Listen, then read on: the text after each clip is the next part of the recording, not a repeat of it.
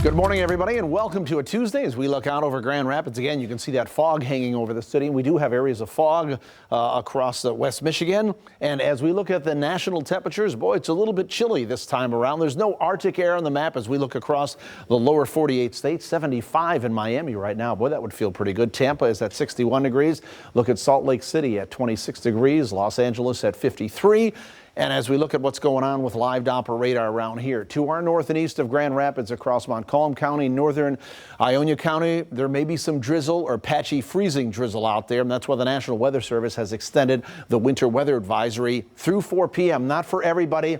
It's for Kent County, Ionia County, Montcalm, Mecosta, and Newaygo. Those will be the best chances to see some patchy freezing drizzle. We had some of that this morning, particularly across these northern counties. So that's why our lakeshore counties and our southern counties have been dropped from that advisory. But there's lots of clouds out there. That's what the gray shading is on the map here. And there are some areas of fog as well. It's just a dull gray, cloudy, kind of a depressing day out there.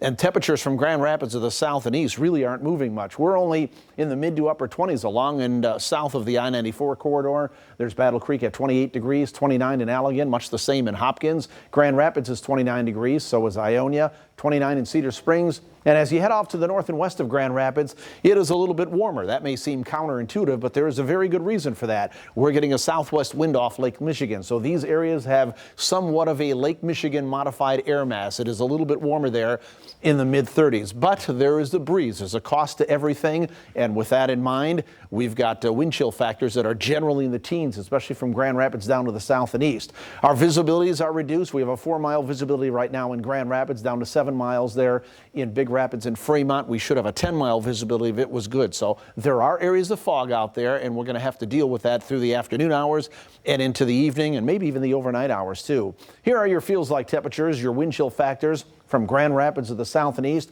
only in the teens. Everybody else a little bit warmer than that, especially where we're getting that Lake Michigan modified air mass. So our forecast for today, you know what, the second half of the show, I'm going to cut the temperature back a couple of degrees here. I think if we're lucky, we'll get to 30, 32 degrees. We're probably not going to go much more than that in Grand Rapids, and we'll be lucky if we can get there. If we're off to the north and west of GR in those areas where we just looked at, you'll be in the mid, maybe the upper 30s there because of that Lake Michigan modified air mass.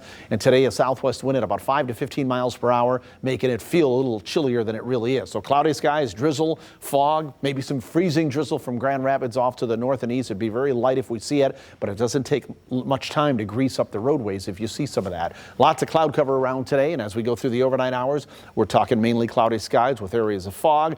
We'll go through our Wednesday. Again, mainly another cloudy day. Could be a drop or a drizzle out there, but it looks like most of the time frame will be dry until we get into later on Thursday. This is Thursday at 6 a.m. There's going to be a pretty good push of some mild air coming up here. So I think our temperatures over the next couple of days should get to the upper 30s to around the 40-degree mark. But by 6 p.m. on Thursday, there's already another low pressure system coming in here that may start to spread some rain or snow showers in here at that time.